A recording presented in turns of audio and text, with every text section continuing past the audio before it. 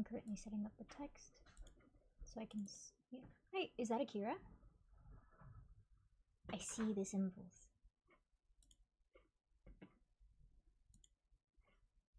Text. Add. My name is just A and I. No, I am. Not Akira. A and I. Okay, thank you. I'll try to remember it next time. A and I.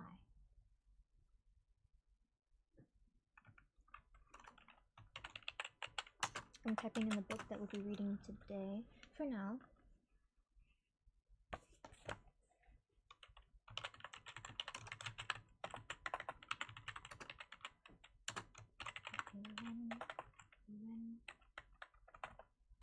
So,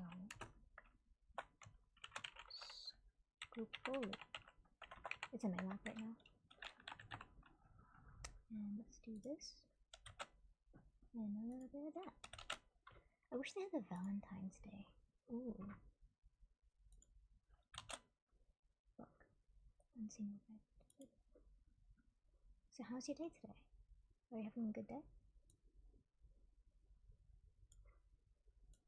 So that's good. Ooh. Right here.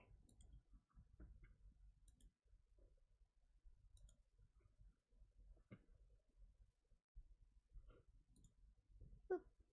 Hello.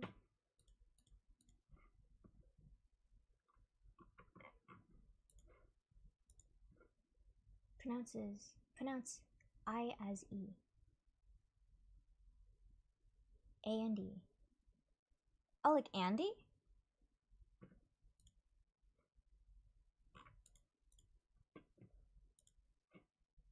No. Oh, I'm sorry. Hi, Vaughn.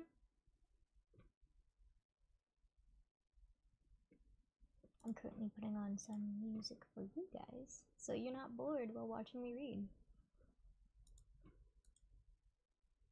A and E. Vaughn says, hello, beautiful. God bless. Hi, beloved. Beloved means to be very much loved. So I learned from my brothers in Christ.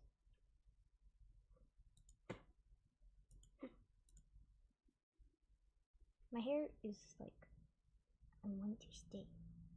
Oh, there.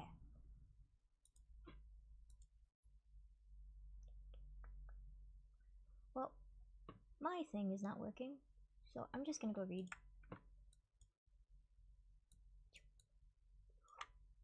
Bye, Vaughn.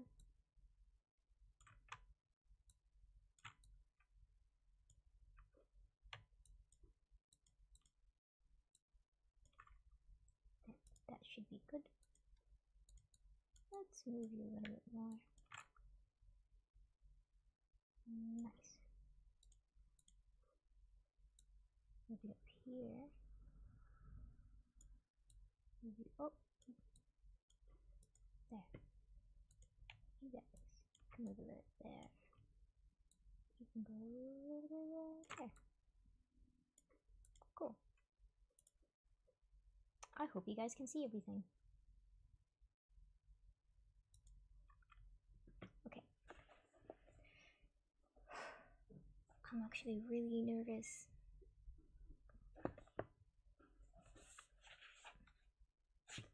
I don't want to do this. Okay. Hi, Justin.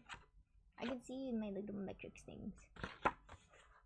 Unseen Warfare by Lorenzo Scolpi. He's the one.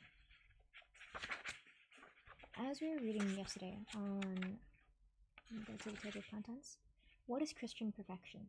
Warfare is necessary to acquire it, and the 4 things indispensable to success in this warfare. Continuing on to chapter 1 and chapter 3, one should never believe in oneself or trust oneself in anything, explaining why.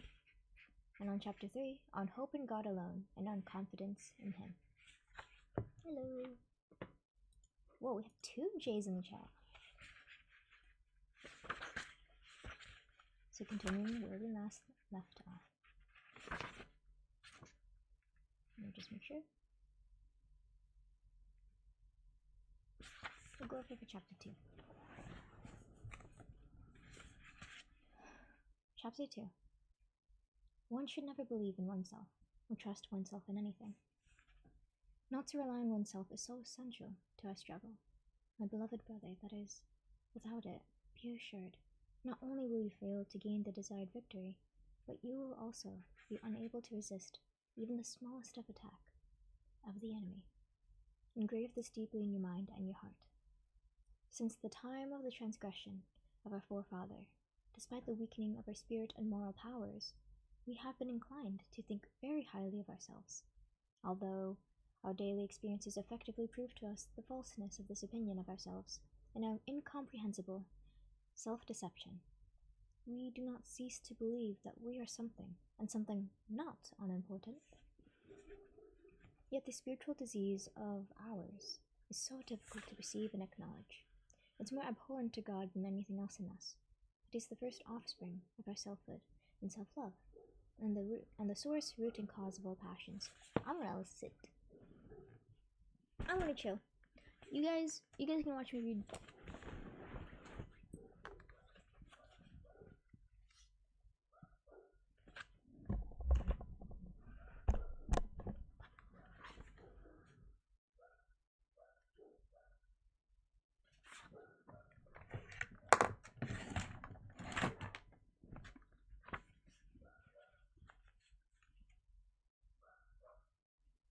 As well as our spirit, our downfalls and wrongdoing. It closes the very door of our mind and spirit, through which alone divine grace can enter, leaving grace no way to dwell within us, and so it withdraws from us. For how can grace, which comes from within us, which comes to help and enlighten us, enter a person who thinks himself to be something great? How can grace come to help and enlighten when a person thinks of himself to be greater, who believes he knows everything, and who feels he needs no outside help? May God preserve us from this disease and the passion of Lucifer. In layman terms, that would mean, for the person that believes they know everything, how can you learn anything new when you do not want to know more? God severely reprimands those afflicted with this passion of vainglory and self-esteem. Vainglory is what you would call a pretentious person, or someone that believes himself to be superior to you. Declaring through the prophet, woe unto them that are wise in their own eyes and prudent in their own sight. Isaiah 5:21. The apostle similarly exhorts, be not wise in your own conceits. Romans 12:16. While God abhors this evil conceit in us, there is nothing he loves and desires to see in us more than a sincere consciousness of our nothingness and a firm, deep-felt conviction that any good we may have in our nature and our life comes from him alone. Since he is the source of all goodness, nothing truly good can ever come from ourselves. Whether it be a good thought or a good action, therefore he takes great care to plant this heavenly seed in the hearts of his beloved friends, urging them not to value themselves and not to rely on themselves. Sometimes he does this through the action of grace and inner illumination. I've had this happen to me. At other times, and almost unconquerable temptations, and sometimes by other means that are not always comprehensible to us, at least not in the moment. We may not know or understand why, but we will come to learn its importance. There we go.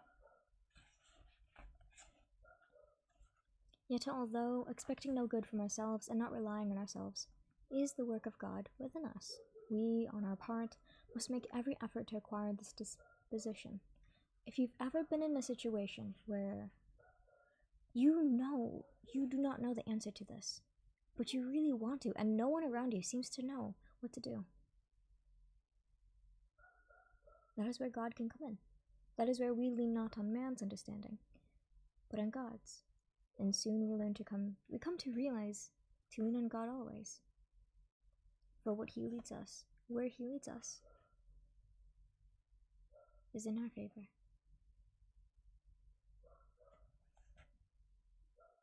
And so, my brother, I offer you here 4 activities by which, with God's help, you may ultimately acquire disbelief in yourself and learn never to rely on yourself in anything. This is not good for people who are not Christian. A. Realize your nothingness, but it's good for those that know it and understand it. Realize your nothingness and constantly keep in your mind, the fact that by yourself you can do nothing good, which is worthy of the kingdom of heaven. Listen to the words of the wise fathers. Peter of Damascus assures us that nothing is better than to realize one's weakness and ignorance. Hold on.